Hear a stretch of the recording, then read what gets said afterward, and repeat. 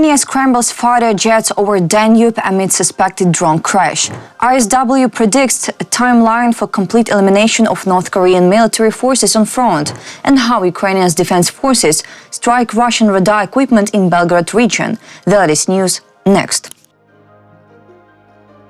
On the night of January 17th, Russia attacked Ukraine with drones and ballistic missiles. One of the drones flew into Romania, according to the Air Force of the Armed Forces of Ukraine. The Russians used 2 Iskander-M ballistic missiles from the Rostov region and launched 50 drones from 5 directions: Milerovo, Oryol, Bryansk, Kursk and Primorsk-Akhtarsk. As of 9 a.m., 33 drones were confirmed downed.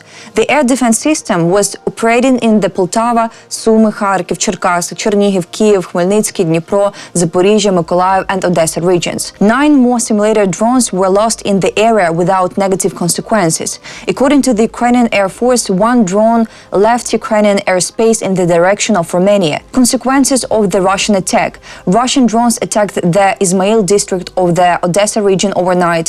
They targeted the port infrastructure. There were no casualties. The Air Force adds that the fall of the downed enemy drones damaged buildings of institutions, private enterprises and households in the Kharkiv, Cherkasy and Kiev regions. Romania scrambled F-16 fighter jets tonight due to Russian drone attacks on Ukrainian cities near the Danube. One of the drones could have crashed on the Romanian coast, reports Digi24. At about 1:45 a.m., an air alert was announced for residents of Romanian villages on the Danube, while explosions were heard from the Ukrainian side. Later, the country's defense ministry reported that it had raised 2 F-16 fighters. The planes stayed in the sky for about 2 hours. The Romanian ministry added that a possible drone crash site was discovered near the village of Plauru, opposite Ukrainian Izmail. Experts are working there to collect evidence for further investigation. The situation has been reported to NATO.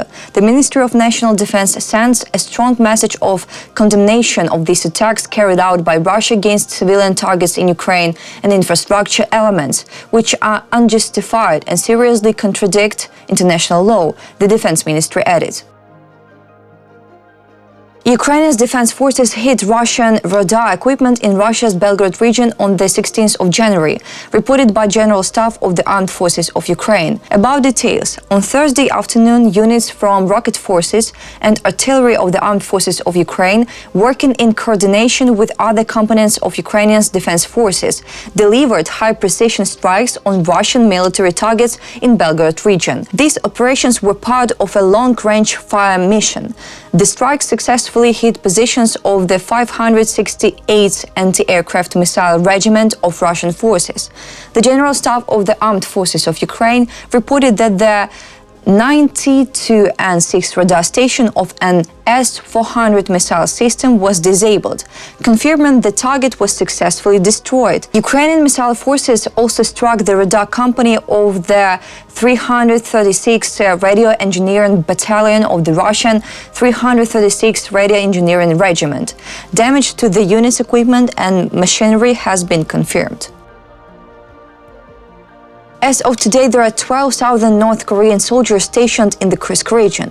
At the current rate of casualties, the entire contingent could be killed or wounded in combat by mid-April 2025, reports the U.S. Institute for the Study of War. The report also referenced a statement by Ukrainian President Volodymyr Zelenskyy, who noted that as of early January, 3,800 North Korean soldiers had been killed or wounded in the Kursk region. The institute also recalled a statement made by Ukrainian's Defense Minister Rustem Umerov on November 5, 2024, in which he stated that North Korean forces were involved in small skirmishes in the Kursk region. However, on December 6, Russian military bloggers began claiming that North Korean troops were engaged in more extensive combat operations in the area. As a result, the ISW calculated that North Korean casualties amounted to approximately 92 soldiers per day since they began participating in large-scale battles in early December 2024. The institute recalled that North Korea had deployed approximately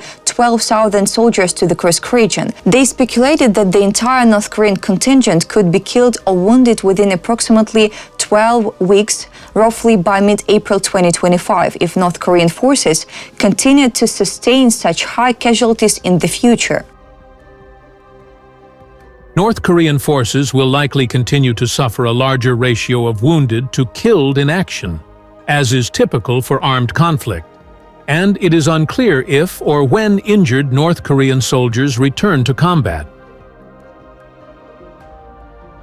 Ukraine seeks an end to Russia's large-scale military aggression and the establishment of a just peace. Simply freezing the war while ignoring the principles of the United Nations Charter will only encourage the aggressor state to pursue further expansion, states Ukrainian's permanent representative to the UN, Serhiy Kyslytsa, during a UN Security Council meeting. Ukraine, like no one else, wants peace, but we will not accept the concept of peace at any price, as it will bring no real and lasting peace at all, said the Ukrainian diplomat during the UN Security Council meeting on January 16th, which focused on maintenance of peace and security of Ukraine. Kyslytsa added that such an approach would only encourage the aggressor to continue violating international law, not just in Ukraine. He pointed out that Russia's geopolitical ambitions extend far beyond Ukraine. For those who may have forgotten the ultimatums Russia issued before the invasion, I would remind their core demand: NATO must revert to its 1997 borders, said Ukraine's permanent representative to the UN. Kyslytsa added that this should be particularly remembered by the citizens of those countries that joined the North Atlantic Alliance after the aforementioned date. The diplomat emphasized that if we want to live in a safe world, the international community must not spare any efforts to counter Russia's aggressive imperialist policies. The implementation of the concept of peace through strength is the only effective tool to stop the aggressor and ensure a comprehensive, just and lasting peace in line with the principles of the UN Charter. According to Ukraine's permanent representative, the diplomatic path to such peace lies through the realization of the peace formula invaded by President Volodymyr Zelenskyy. We are also ready to consider other nations' peace ideas that take into account the need to restore the territorial integrity of Ukraine, do not equate the victim with the aggressor, and are based on the principle of nothing about Ukraine without Ukraine. They can be discussed in the formats offered by the peace formula, Kyslytsa said.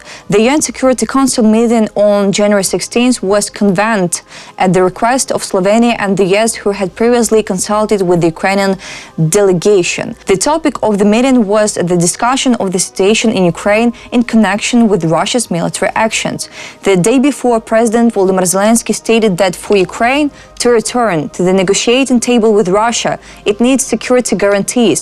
The head of state emphasized that this would help deter future Russian aggression. Also, Zelenskyy previously mentioned that one of the best security guarantees for the country in terms of strengthening Ukrainian's position before negotiation with Russia is an invitation to NATO. That's all for today. Thanks for watching this video. Like and subscribe.